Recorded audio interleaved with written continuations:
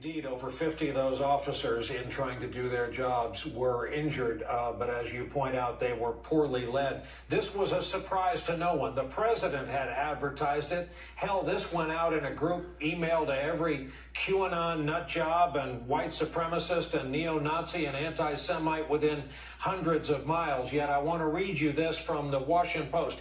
In memos issued on January 4 and 5, the Pentagon prohibited the district's guardsmen from receiving ammunition or riot gear, interacting with protesters unless necessary for self-defense, sharing equipment with local law enforcement, or using guard surveillance and air assets without the defense secretary's explicit sign-off, according to officials familiar with the orders. And General, I think we know each other pretty well. I am not a conspiracy theorist either.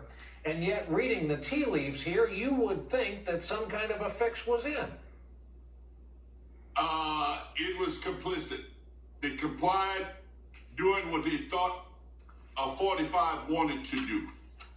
And I don't want to cross the line here because I'm subject to Uniform Code of Military Justice. But because if I make derogatory remark against the president or certain members of his cabinet. But I will say this. The hell with it.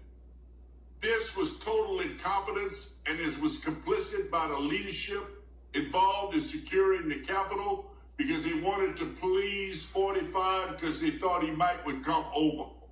This is a crying shame. I used to be on the Joint Chiefs of Staff and attend meetings at the Situation Room weekly, sometimes bi-weekly. I know this security plan. Don't be weak, and don't cheer the ones doing the wrong thing. The ensuing assault on the Capitol building resulted in the deaths of at least 4 people. There are 4 people who are dead after that. And members of the Article 1 branch of Congress, the first branch described in the Constitution, cowering behind makeshift furniture barricades as the armed mobs rampaged around and the president rooted them on. At one point, after the Capitol's breached, as people had guns drawn in that building, the president tweeting out an attack on Mike Pence. Who at that moment had been cleared to a secure room by Secret Service. It's a miracle more people didn't die. A miracle. It could have been much worse. As the Justice Department confirmed, 2 explosive devices found in the Capitol yesterday were real explosive devices. Also reports of devices outside the RNC and DNC. Today, the acting U.S. attorney for Washington, D.C. said President Trump was not off limits in his investigation. What happened yesterday? Well, he sure shouldn't be. The plain truth, this is not hyperbole or partisanship. The plain truth is that the president has been openly engaged in sedition and seditious conspiracy since he lost the election. In fact, before it, honestly. Yesterday was just the capstone of it. He needs to be removed from office quickly, and then he should be arrested and tried for sedition. That's where we are right now. Anyone who pretends otherwise is deluded, is disqualified from the sober duties of public life at this important moment. Congress needs to take the steps they can control. They cannot rely on people in Donald Trump's cabinet to do the right thing. Why would we? They're the people who have colluded with the president as he has overseen the deadliest year in American history and lied to us about an epidemic that, as of today, is killing a 9/11's worth of people every day. Senator Chuck Schumer made that clear moments after Pelosi spoke. Speaker Pelosi and I tried to call the vice president this morning to tell him to do this. They kept us on hold for 25 minutes and then said the vice president wouldn't come on the phone.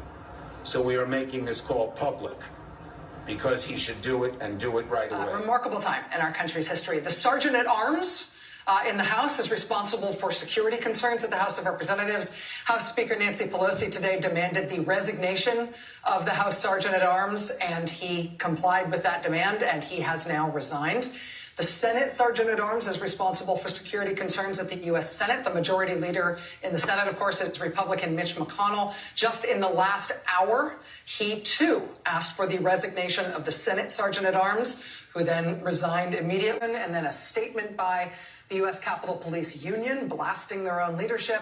Ultimately, the head of the U.S. Capitol Police also announced that he too will be resigning. Oddly, he says he will resign next weekend. Next Saturday, 4 days before the inauguration. Why then? I don't know, but that's when he says he would like to go. We'll see. But the House Sergeant at Arms, the Senate Sergeant at Arms, the head of the Capitol Police, all their heads are apparently going to roll.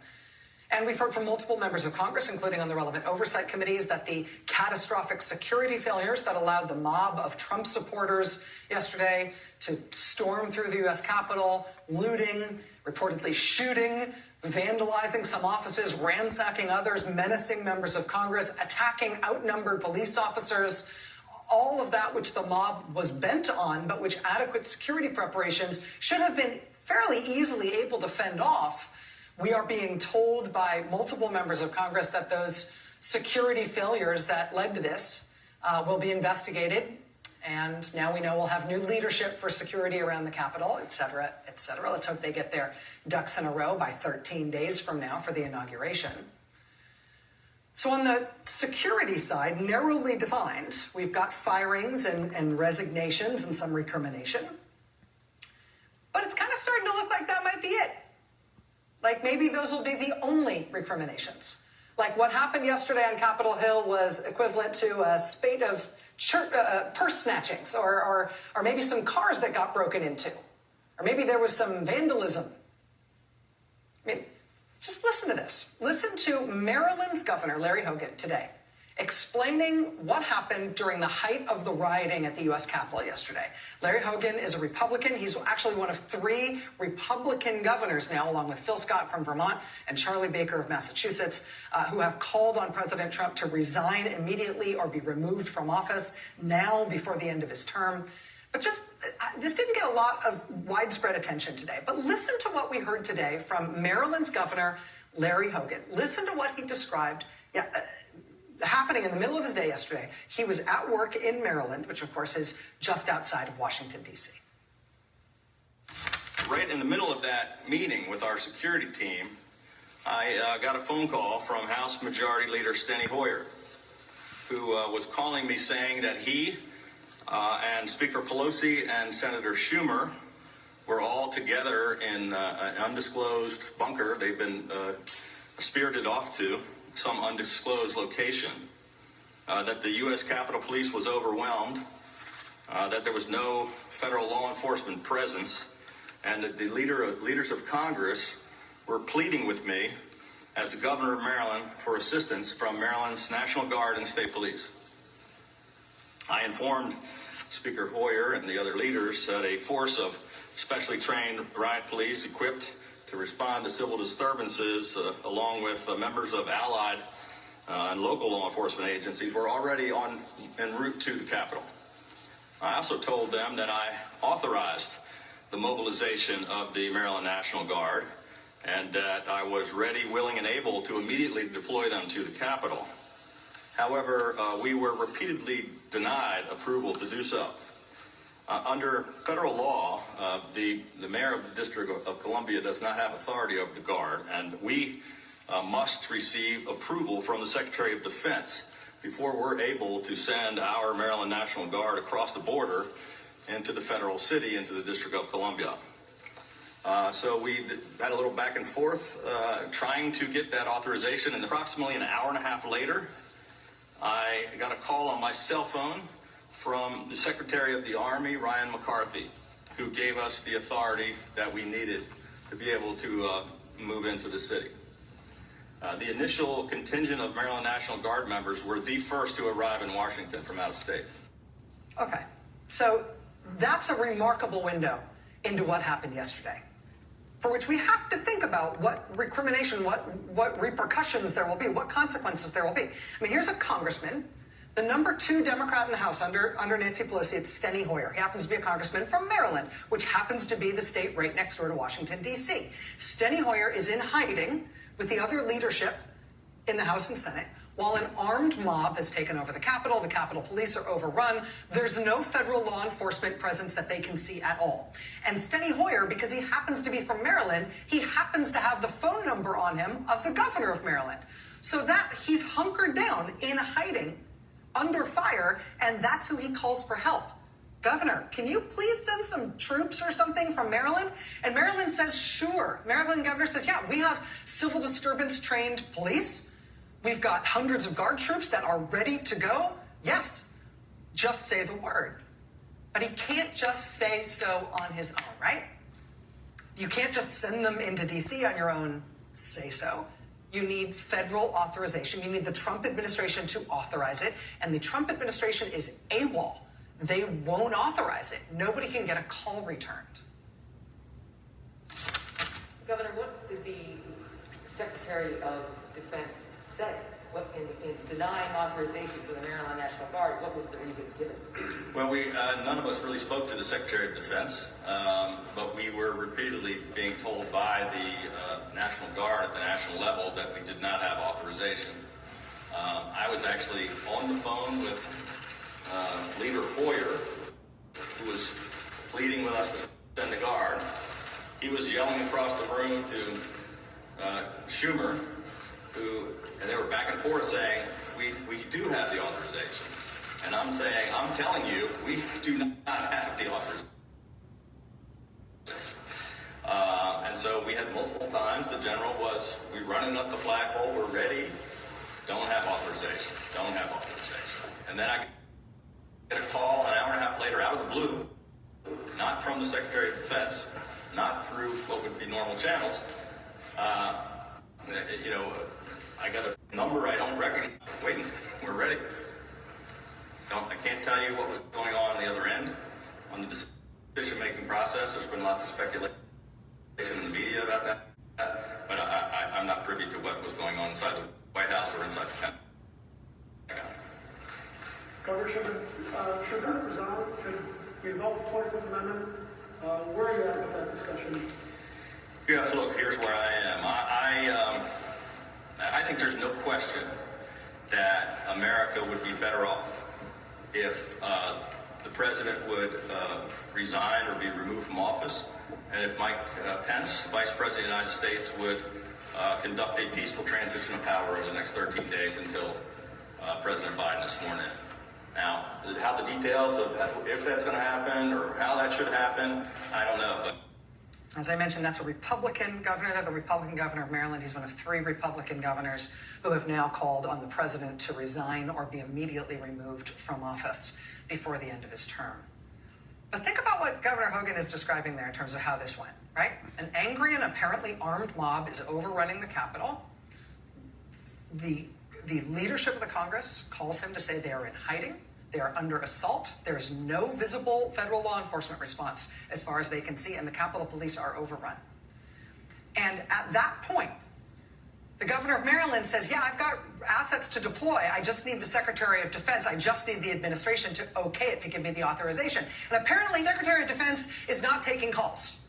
Apparently, the Secretary of Defense is not taking calls when nearby states are offering to send in troops while a riot is underway at the U.S. Capitol. And the president doesn't make that happen, and the Secretary of Defense, who's a junior guy who was just appointed to the secretary job since the election and nobody knows why, he apparently doesn't make that happen. It's guys from Maryland who know each other trying to get the troops in there without the authorization. And then finally, from outside the chain of command, the Army Secretary, who has nothing to do with this authorization, an hour and a half into this, calls the governor and says, hey, do you have any troops you can send? He's like, yeah, I've got plenty of troops. I need authorization to send them in. I'm not supposed to be getting the authorization from you, but I guess you'll do. What are the repercussions of that? What are the consequences of that? Who pays for that? Who answers for that? That's part of what happened here. Not only did this violent insurrection happen at the U.S. Capitol, but forces were denied authorization to come in and stop it after the Capitol Police were completely overrun. Now, why were the Capitol Police overrun? There will be answers to that eventually, and the head of the Capitol Police is resigning, as is the Sergeant of Arms of the House and the Sergeant of Arms in the Senate, and yeah.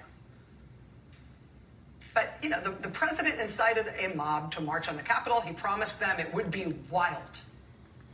He told them to show strength. His lawyer told them this would be trial by combat. His son said to members of Congress, "We're coming for you." And then the mob did exactly what they were told to do. And they rioted and they ransacked the place. And the military response was throttled by the administration, by the president, by his new acting defense secretary, and 4 people died.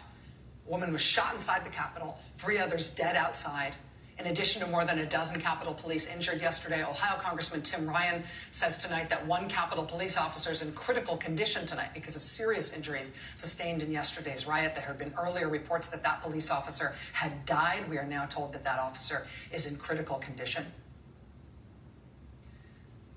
And, you know, so far the consequences of all that are police leadership being fired, which is a little bit like firing the bodyguard who wasn't able to protect his VIP. But you let the hitman who fired the shots at the VIP, you let the hitman run free.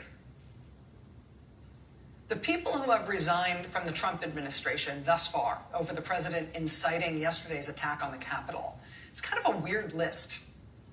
The White House social secretary, the First Lady's chief of staff, a deputy in the White House press office, the deputy national security advisor, the chair of the Council of Economic Advisors, which is a thing that doesn't actually exist anymore. He was the only one left.